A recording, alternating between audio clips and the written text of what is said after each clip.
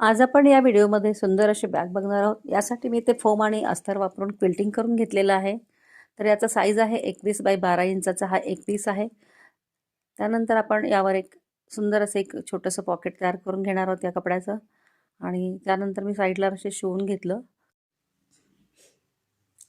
आता हे पॉकेट आपल्याला इथे सेंटरमध्ये बसवून घ्यायचं आहे। अशा पद्धतीने हे पॉकेट लावून झालेलं आहे। त्यानंतर साईडनं मी 3.5 इंचाची स्पेस सोडून हे बेल्ट लावून घेतलेले आहेत या ठिकाणी।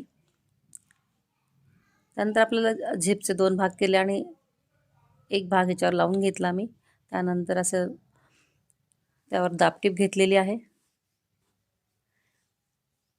दोन्ही साईडला आपल्या इथे झिप लावून झालेली आहे। त्यानंतर आपण त्यावर एक रनर टाकणार आहोत।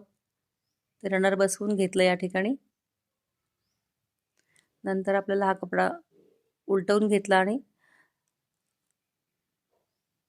इथे कॉर्नरला आपल्याला 1.5 बाय 1.5 इंचाचे 2 बॉक्स करून घेतले आणि ते आता कट करायचे आहेत।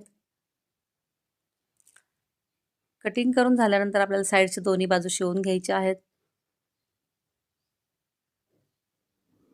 शिवून त्यावर पायपिंग करायची आहे। पायपिंगमुळे बॅग फिनिशिंगला छान दिसते।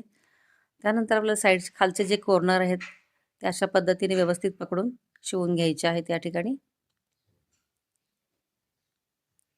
तर दोन्ही बाजू या ठिकाणी शिवून झालेल्या आहेत आणि खूप सुंदर अशी ही बॅग तयार झालेली आहे। पाहू शकता उलटवून घेतलेली आहे ही बॅग।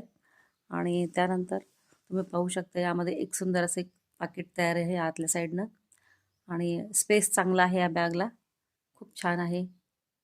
आणि घरच्या घरी उरलेल्या कपड्यातून अशी बॅग आपण शिवू शकतो। तर आवडल्यास लाईक करा, शेअर करा, चॅनलवर नवीन असल्यास सबस्क्राईब करायला विसरू नका। थँक्यू, धन्यवाद।